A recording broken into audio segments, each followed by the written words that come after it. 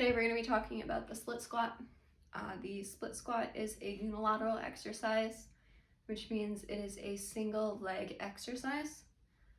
We will use unilateral exercises often to work out imbalances or just to strengthen the legs on their own.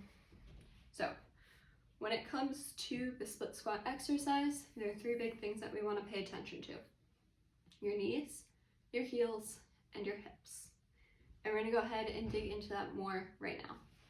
So when it comes to split squats, because I have the limited ankle mobility, I do prefer to use a heel lift. You don't have to, it just makes things a lot easier. You can grab a book and put it under your heel if you don't have a heel lift. Most people don't. I'm actually just using a recycle shelf.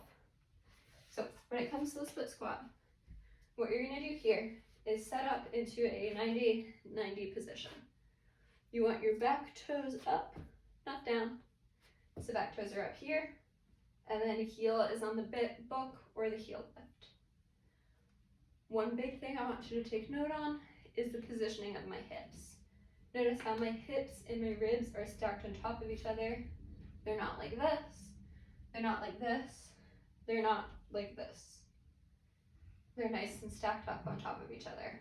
So that's the hips part that we were talking about. Next comes the heels. So as you're coming up, what I want you to do is focus on driving the weight through that front heel. This leg is just here as a kickstand, so it's not going to be doing all of the work. You should have about a 70% and a 30% split on this. So here we're going to drive through our heel on that front foot and come up and then lower down.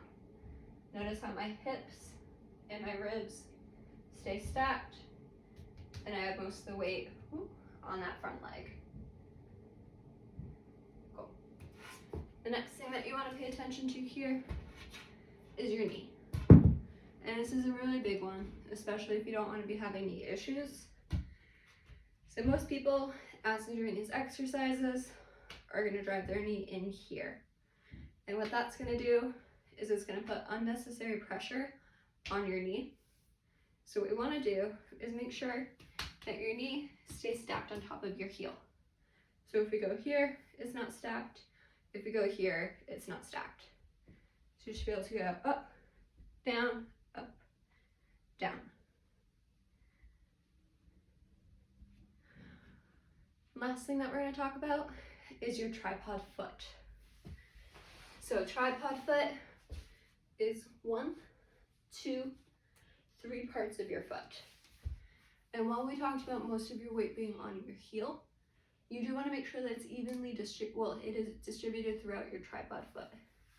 So we don't just want your toes flopping off as you're doing a split squat. As you're driving through that front heel, you want to make sure that you have some pressure on the ball of your big toe and the ball of your pinky toe.